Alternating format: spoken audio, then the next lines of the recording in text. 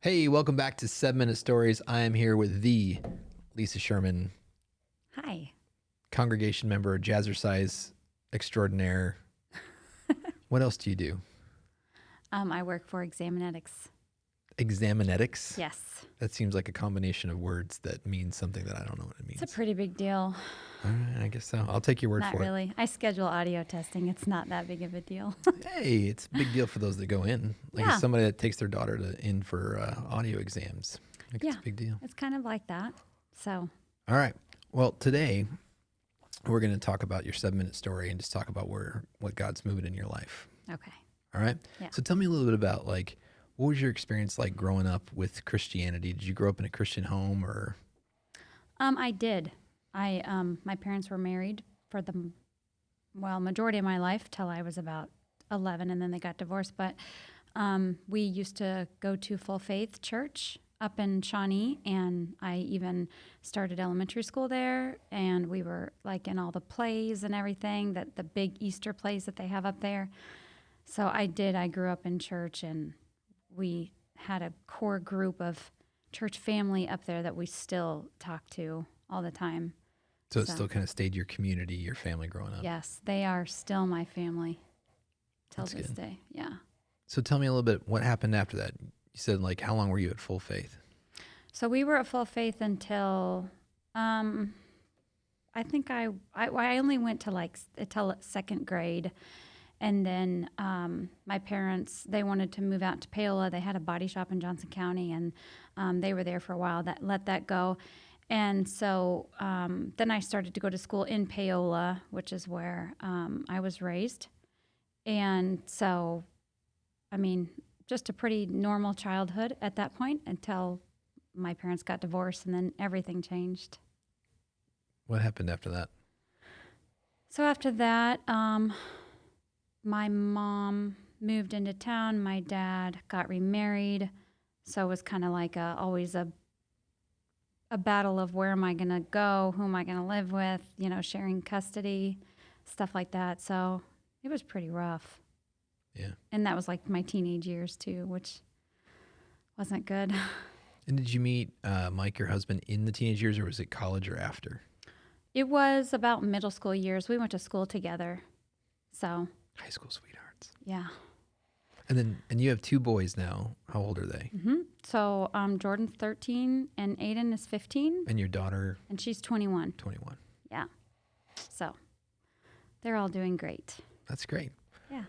So a couple of things happened during that time that we've talked about in your teenage years. And then recently God's kind of been moving in your life in that. Do you want to tell us a little bit about what's been happening recently and then how that related to what happened to you? Sure. So recently I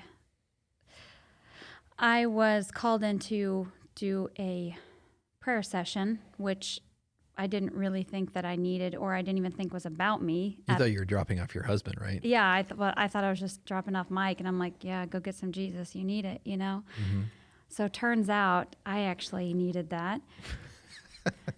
And so, so I did a prayer session, and it was like an hour and a half of just unraveling of my life and just past hurts that I've had that I've never dealt with. And I'm really good at just pushing trauma deep down and just like going forward, surviving. And so I was able to have all that confronted and tried to deal with all of that and cry through it, and didn't realize how scarred I was and how much I think it affected even my faith. I just feel like when you hold on to stuff like that, it What effects do you feel like it has on your faith when people hold on to unforgiveness or they do that? They just push their emotions down and don't deal with it. I just think that it blocks your view. Like once you forgive and let go, it's like you have a new lens. Mm-hmm. And so I felt like I didn't think that it was there, but after that prayer session, I felt lighter. I felt like I could just take a big breath of air, and I didn't have all that garbage on my shoulders anymore, Yeah. And What were some of the key components for that? Like you've you talked about unforgiveness. Was there anger? Like what were some of the key things you think that you were hanging on to that if the people are listening now that you would encourage them to let go of as well? Yeah, I mean, so my dad, he took his life, and I I love my dad so much that I always was just like, well, of course I forgive him, you know? Mm-hmm. But I don't think I ever actually sat down and went through that evening again and thought about all of that again. I didn't even realize that maybe I was angry at him for leaving us, and um, I just felt like I loved him so much I couldn't be mad at him. Like I had to understand. Yeah. So I think I held on to that hurt from that event. And I don't know. I just feel like a lot of people have a view on suicide that isn't always accurate. And I needed to hear what you had to say about, one decision doesn't affect your whole destiny. So I think that was I literally have dealt with that ever since that day. Like, could he be in heaven? Could he, I have to see him again. I have to see him again. I'm going to see him again.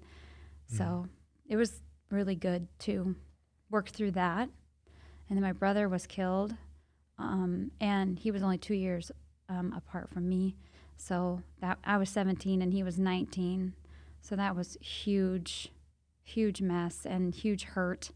Again, life goes on, and you don't realize that you haven't dealt with any of that. Well, it was interesting because you sat down and we said, I'm like, what are we here to pray for you for? I always kind of ask that question to see what people say. And you're like, I'm good.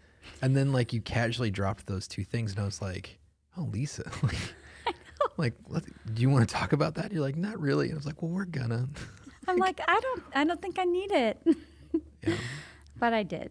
And you did great. Like I felt like you had just a great release. Like I said, I felt like it was real forgiveness. Felt like it was, like I said, something that you kind of needed because like when we started talking about it, you were so brave and you're even brave to come in and talk about it now. Like I said, you were just very open about it and honest about how you felt about it. So yeah, I just feel like if you have to be willing, if you're not willing, then it's hard to see what God can do. Yeah. So I was willing to go in and get that prayer session, which again, I was like, I don't know why I'm here, but okay. Yeah. And then just that willingness brought on all that release and forgiveness, and I could just move forward in a different way. And then like this, like just big things. Yeah. I was super nervous about this, but I have to be willing, and God does all the work. Absolutely. And is there been something significant like since then in your relationship with God or your marriage? Like since then, what's been different? Well, I mean, I think the biggest thing since then is being an example. So my daughter recently would have probably never have done it as well, but she could hear my story and she could kind of see what the benefit was of that. And so she actually came in and had a prayer session, and it literally changed her life. That's awesome. I mean, and just maybe if it's just that one person. Mm-hmm. I mean, of course that's my daughter, so that's the best, but yeah, but leading by example. And that's what our testimony is. It's telling I've had a professor used to say that your testimony is just one beggar telling another beggar where to find bread. Right. It's just, hey, this worked for me. Yeah. You should come in and have it. Right. And just to know that you don't have to sit there with all that hurt and all that pain. And I mean, there's relief from it. Mm-hmm. You do have to seek it, but it's incredible when you find it. Yeah. Jesus Christ, he died so that we can be free and we can live our abundant life. So right. He already paid the price. So that's good. Well, thanks for coming in and, just sharing that story with us, and I hope that inspires other people. And if you're listening to this, that like what you did for your daughter, now you're going to do for other people. Right. I hope so. All right. Well, thanks for joining us for 7 Minute Stories. We'll see you next time.